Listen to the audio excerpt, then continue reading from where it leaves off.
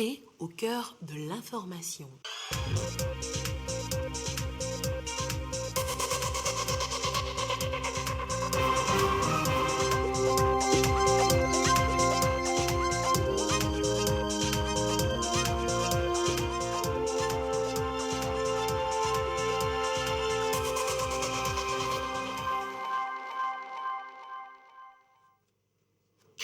L'humanité tout entière célèbre ce 4 octobre la journée des établissements humains. Pour la 36e édition consécutive visant à fournir un logement décent au plus grand nombre, le gouvernement togolais a dévoilé ses stratégies. Vous les saurez en début d'édition. Les loisirs sont au cœur d'une rencontre régionale à Lomé. Le secteur doit servir de levier de développement. C'est ce que pensent les pays membres de la conférence des ministres de la jeunesse et des sports de la francophonie. Et enfin, plus rien ne va entre la France et l'Algérie. Le torchon brûle entre les deux pays.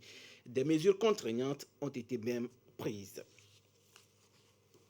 Voilà pour le sommaire. Où que vous soyez, vous êtes en direct sur la télévision togolaise. Bonsoir, bienvenue dans cette édition. 20 millions de logements à construire d'ici à 2025. L'engagement est pris par les plus hautes autorités du pays. Les choses se précisent entre le Togo et son partenaire Shelter Afrique. Pour la première phase, 3000 cadres de vie vont être réalisés par l'Institution panafricaine de logement. Une délégation de Shelter Afrique est à Lomé depuis quelques jours pour les derniers réglages avant le démarrage des travaux. Dodowari, précision. Logement précaire, coût élevé des loyers, le gouvernement veut y mettre fin d'ici à 2025. 20 000 logements décents et abordables seront construits sur toute l'étendue du territoire. 3 000 seront prêts avant fin 2022. Un site de 50 hectares est déjà ciblé à Togblekopé. Les caractéristiques du projet sont ici présentées à la presse. Le gouvernement achète aujourd'hui les terrains que nous immatriculons avant de les mettre à la disposition des promoteurs. Le gouvernement va également s'atteler à ouvrir les voies d'accès de chaque site, soit par le pavage ou bien par les bitumes. Le gouvernement va déployer en outre ce qu'on appelle les VRD, c'est-à-dire l'eau, l'électricité, les fibres optiques, qu'il va mettre à la porte de chaque site. Maintenant, le promoteur se chargera quant à lui de développer les constructions sur le site, d'aménager les VRD internes du site, de sorte que le gouvernement envisage aujourd'hui de nouvelles cités qui n'auront pas l'aspect de ce que nous connaissons aujourd'hui à Lomé. Shelter Afrique, partenaire clé du projet. L'institution a déjà une idée du site. Le démarrage des travaux n'est plus qu'une question de temps. Nous avons été sur le site de Togblekopé.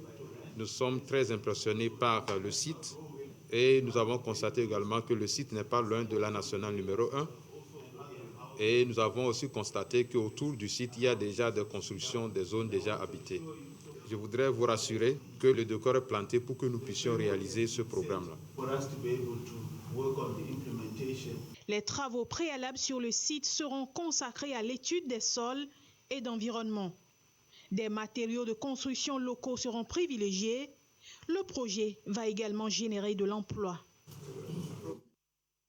Et dans cette politique de 20 000 logements sociaux, aucun Togolais ne sera laissé de côté. Le gouvernement a pris des dispositions pour rendre accessible la propriété immobilière à tous. Il est de même prévu les types de logements qualifiés de location-vente. Une approche qui permet aux citoyens locataires de devenir plus tard propriétaires. Dodowari.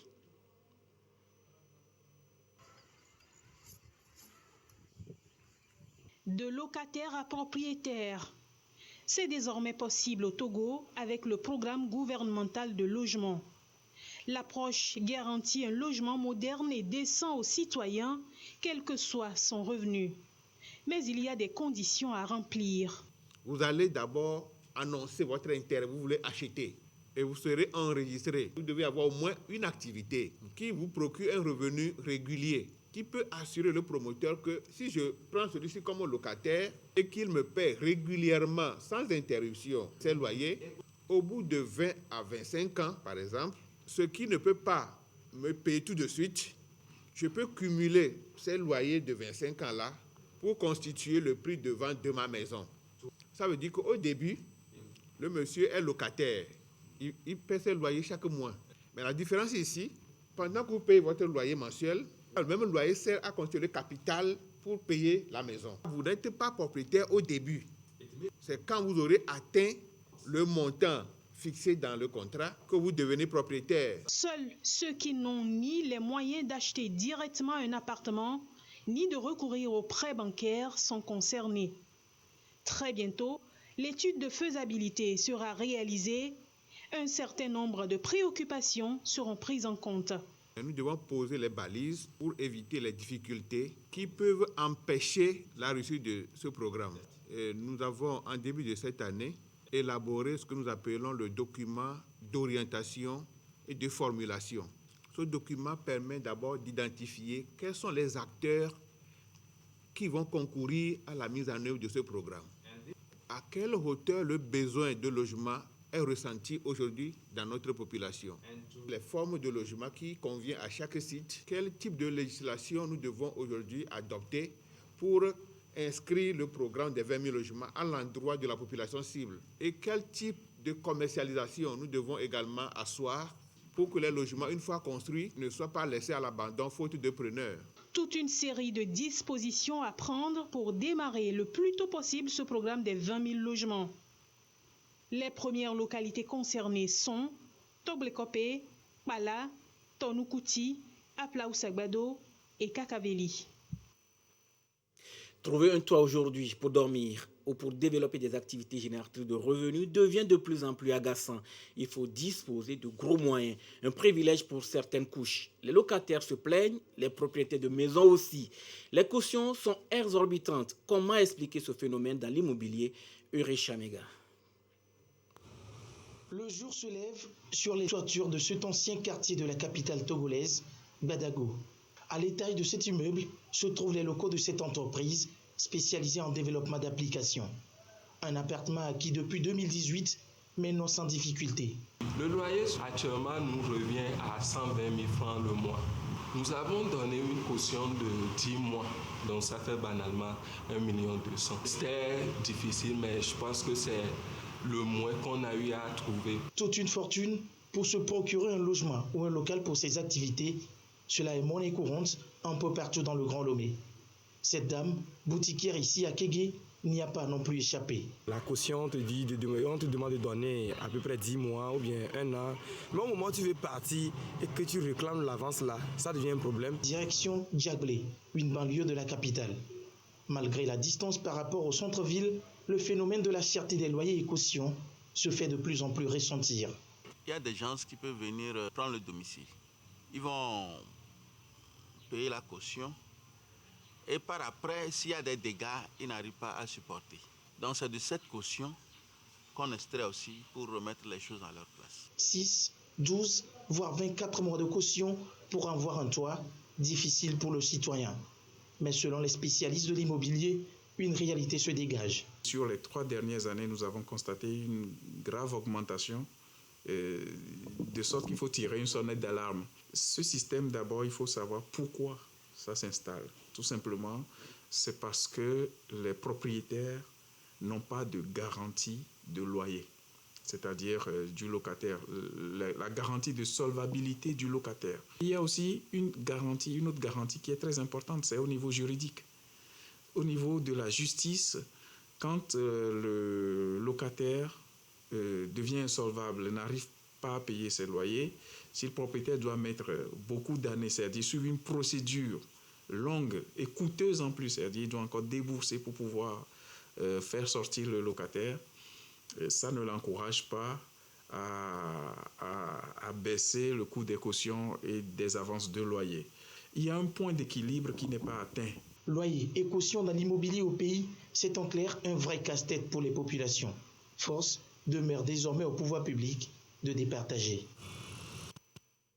À noter justement que le gouvernement travaille actuellement sur un projet de loi pour réguler le secteur des loyers et cautions pour le bien-être des populations. Face à la menace d'une crise environnementale majeure, les villes n'ont d'autre choix que que de se réinventer.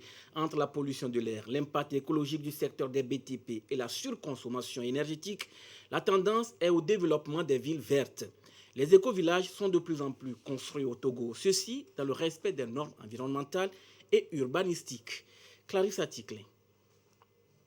Le calme, la tranquillité et surtout de l'air pur, c'est ce à quoi il faut s'attendre en franchissant le seuil de Éco-Village Livingstone, un espace de détente des plus écologiques au Togo. Situé en plein cœur de Davier dans le Zio. Denise Adadé est la gérante de cet espace où tout est écolo. L'écologie est au centre de tous les secteurs d'activité ici à Éco-Village, de la construction à la déco, en passant par le restaurant jusqu'à ce que les gens mangent ce qu'ils ont dans l'assiette.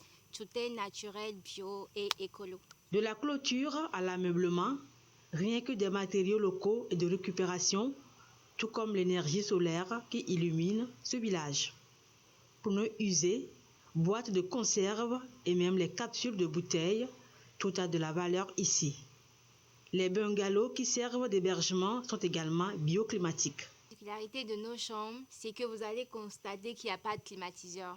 Dû aux matières avec lesquelles elles ont été construites, vous remarquez que ce sont des briques en terre stabilisées. Les chambres sont fraîches naturellement. Et on a essayé juste de les décorer avec, vous allez voir, une jambe de vélo, des tableaux et puis des meubles avec du pneu. On les a juste habillés en paille. Aller vers des constructions écolo qui allient confort et protection de la nature, c'est la tendance aujourd'hui pour amortir les effets des changements climatiques. Des habitats qui rentrent dans le concept de la ville verte. Une ville verte, c'est une ville dont les aménagements, les différentes infrastructures prennent en compte la nature, la protection de l'environnement. C'est-à-dire, au niveau de ces villes, il y a déjà les matériaux qui sont utilisés au niveau des bâtiments qui ne vont pas avoir de grands impacts sur l'environnement.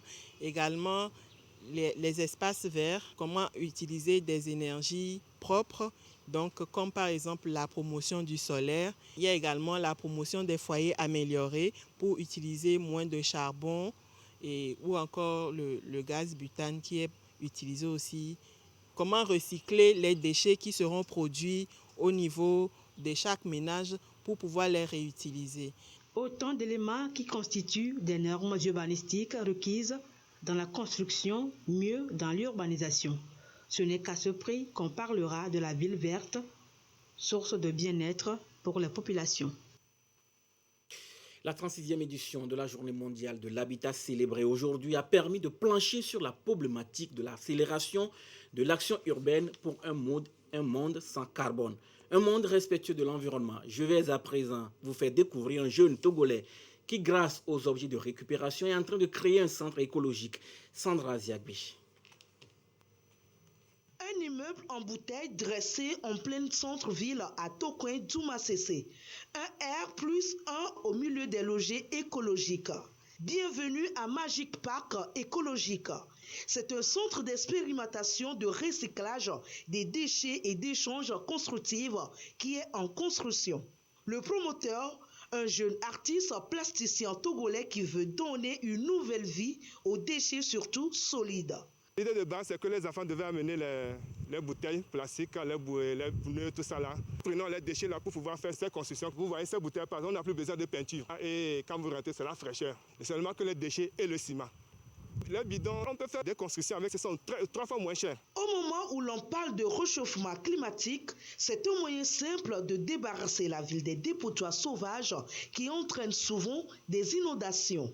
Pneus, gravats, boîtes de conserve, bouteilles d'eau et de boissons gazeuses, bidons d'huile, tout intéresse l'association EPE écologique et progrès économique qui, au-delà du recyclage, compte former des jeunes sur place. On veut commencer avec la couture, la coiffure, et il y a l'informatique, il y a la construction éco-recyclage, la formation de biogaz. Ici, les déchets continuent par arriver. De bonne volonté mettent la main à la pâte pour voir grandir le concept. Je vois les poulets au bord de la route, je ramasse pour amener gratuitement.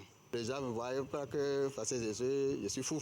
Quand on a commencé le projet, il y a certains élèves architectes enfin, de l'EAMO qui nous a approchés. Ils ont même participé à l'élaboration des bâtiments que vous avez derrière moi. Ensemble, on a travaillé, c'est eux-mêmes qui nous ont de conseil de lever un peu la structure. Cet espace a été octroyé par la mairie qui trouve en ce projet une belle opportunité entrepreneuriale et de promotion de l'économie verte. En plus de la récupération des déchets, ils s'inscrivent dans une logique de formation entrepreneuriale. Les enfants viennent avec les déchets, on leur apprend comment les transformer en objets de valeur et en même temps, ils associent à ça un centre de loisirs qui fait que c'est attrayant. Et cette formation est en plus gratuite. Vivre dans des constructions robustes à base des objets de récupération, l'idée est d'actualité. Selon la direction des services techniques DST, la ville de Lomé seule produit plus de 300 000 tonnes de déchets par an avec une projection d'augmentation de 11,8%. La gestion des déchets est donc un enjeu majeur de l'urbanisation. Merci Sandra Aziagbe. La troisième promotion de l'Institut de formation fiscale et douanière a fait sa rentrée académique 2021-2022 ce lundi. Ils sont 104 étudiants retenus pour cette année, tous animés par un désir d'approfondir leurs connaissances en fiscalité douanière. Uricha Megar. 104 étudiants, la plupart des agents de l'Office togolais des recettes OTR. Parmi eux, 10 de nationalité nigérienne et 3 issus du secteur privé togolais. Ils seront répartis dans 5 filières, dont 2 nouvellement créées. Trésor et technicien géomètre. Pour mieux asseoir les impôts ou les droits et taxes de douane, il faut maîtriser aussi bien les règles que les procédures. Et c'est tout cela qui fait l'objet de formation au sein de l'Institut où nous apprenons la gestion fiscale du début, depuis l'immatriculation du contribuable jusqu'à l'imposition des impôts, le recouvrement. Sinon, tu vas soit sous-évaluer quelque chose ou surévaluer. Pour cette année académique, 10 auditeurs du Trésor public sont inscrits à cette formation. Les nouvelles orientations de la direction du Trésor public l'ont nécessité. Aujourd'hui, la direction générale du Trésor et de la comptabilité publique est en train de passer d'une direction de service à une direction de métier. Dans ces conditions, nous avons besoin de former les spécialistes de ces métiers. Le commissaire général de l'Office togolais des recettes OTR a invité la nouvelle promotion à l'assiduité et à être réceptif aux enseignements dispensés. Pour que ça marche, toutes les parties doivent jouer convenablement leur rôle. Vu les résultats que nous avions observés, que cela inaugure quand même d'une promotion qui sera largement à la hauteur des programmes qui seront dispensés et des exigences qui seront demandées au cours de cette année. C'est parti donc pour 9 mois de formation. Les étudiants sortiront nantis d'un diplôme professionnel en impôts, douane et management des services fiscaux et douaniers notamment. Ils seront au service du Togo dans la lutte contre la fraude et l'évasion fiscale. Les loisirs, parlons-en, ils nous éloignent de la solitude et nous permettent de dominer les stress. L'espace francophone ouest-africain veut valoriser davantage le secteur et Lomé abrite depuis ce matin une rencontre régionale à ce sujet. L'idée est de faire du loisir un levier de développement dans l'espace francophone. Ramdan Bassina, précision. Quelle stratégie nouvelle pour faire du secteur des loisirs un domaine pourvoyeur d'emplois? Autour de la question, les pays membres de la conférence des ministres de la jeunesse et des loisirs. À Lomé, ils vont définir de nouvelles approches plus compétitives à même de relever 2 défis majeurs communs aux pays de la Confégès, l'emploi et le développement. Aujourd'hui, le loisir est un fait reconnu qui est important non seulement pour la santé des populations, mais aussi au plan individuel, qui doit rythmer au quotidien notre vie. L'essentiel, c'est de réfléchir quelles sont les stratégies nouvelles. Déjà, le Togo se déploie à redynamiser et restructurer le secteur des loisirs. Le pays s'est doté d'une politique nationale des loisirs. Je reste persuadée et convaincue que la présente rencontre qui réfléchit sur les stratégies nouvelles de développement des loisirs raffermira davantage non seulement l'industrie des loisirs dans notre espace communautaire, mais aussi contribuera efficacement à l'atteinte des objectifs du développement durable. La réalisation de ce pari dépendra fortement de l'engagement, de l'investissement des États membres, des acteurs que nous sommes, de la synergie de nos actions et de la mobilisation des ressources nécessaires au profit de ce secteur. Pour encourager les jeunes à éclore leur génie entrepreneurial, la Confégès appuie les États membres à travers le programme de promotion de l'entrepreneuriat des jeunes PPJ.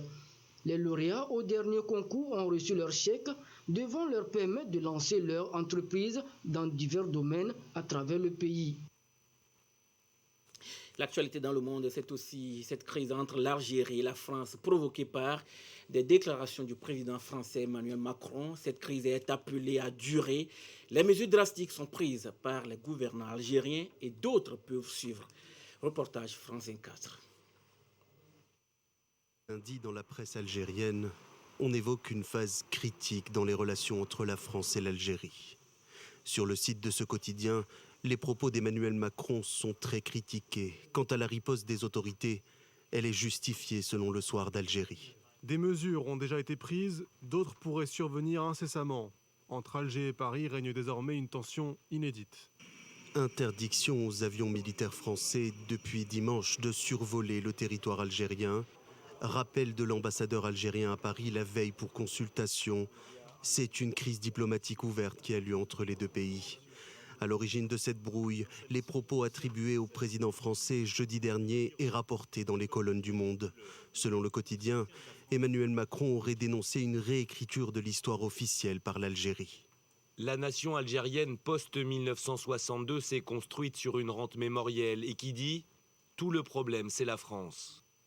Dans la classe politique algérienne, les condamnations sont unanimes. Le mouvement de la Société pour la paix, principale formation islamiste, qualifie les propos attribués à Emmanuel Macron de déclaration de guerre à l'Algérie. Mardi dernier, la décision française de réduire le nombre de visas accordés aux ressortissants du Maghreb s'était déjà soldée par un regain de tension entre les deux pays. La Libye veut booster le secteur de la raffinerie. Les travaux de construction d'une raffinerie de pétrole a démarré hier dimanche. C'est pour un investissement de 600 millions de dollars. Reportage Africa News. La Libye a annoncé dimanche que les travaux de construction d'une raffinerie de pétrole avaient commencé dans le sud du pays. Moustapha Sanala, le directeur de la compagnie pétrolière nationale libyenne, a déclaré qu'un revenu annuel de 75 millions de dollars était attendu. Le projet coûtera entre 500 et 600 millions de dollars et sera opérationnel d'ici 3 ans.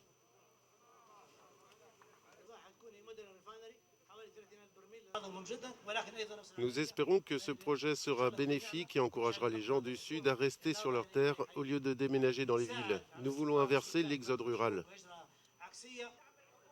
Le dirigeant libyen Abdelhamid Beba a rappelé l'importance du projet. La Libye possède les réserves de pétrole les plus abondantes d'Afrique et tente de sortir d'une décennie de chaos depuis la chute de Mouammar Kadhafi en 2011. Vous l'avez sûrement remarqué en fin d'après-midi de ce lundi, Facebook, Instagram, WhatsApp et Messenger, les deux réseaux sociaux et les deux messageries du géant californien subissent une panne massive. Vous n'êtes pas les seuls ici au Togo, c'est une panne mondiale. Et sur le compte Twitter de Facebook, les responsables de l'application se disent conscients de ces difficultés. Ils promettent un retour à la normale dans un bref délai. Un dimanche par mois, des fêtards dansent en Afrique du Sud. Une mode urbaine pour oublier un temps soit peu les stress du confinement dû à la pandémie du Covid-19. Un reportage de nos confrères de Africa News. Casque sur les oreilles face au coucher du soleil, des dizaines d'habitants de Johannesburg dansent un dimanche par mois dans la joie et en silence dans un parc de la ville sud-africaine. Un remède anti-blues après des mois de confinement dû à la pandémie. Frank Lia est DJ et l'un des organisateurs de ces soirées à ciel ouvert. Selon lui, le concept de soirée en boîte de nuit doit évoluer. Les concerts ou la vie nocturne doivent évoluer et s'adapter aux besoins des gens, car ceux-ci veulent toujours le faire. Et comme vous pouvez le voir, il y a toujours une demande pour la bonne musique, pour sortir avec ses amis et danser. Donc je pense que l'idée est juste de pouvoir créer quelque chose qui parle aux gens actuellement. Cette nouvelle mode urbaine de sortir danser à l'air libre sans bruit d'enceinte est née avec le confinement dû à la pandémie de Covid-19 et à la fermeture des boîtes de nuit en Afrique du Sud. Les fêtards dansent la journée dans un parc en haut de la ville tout en profitant d'une vue panoramique à 360 degrés. Les participants y trouvent du plaisir.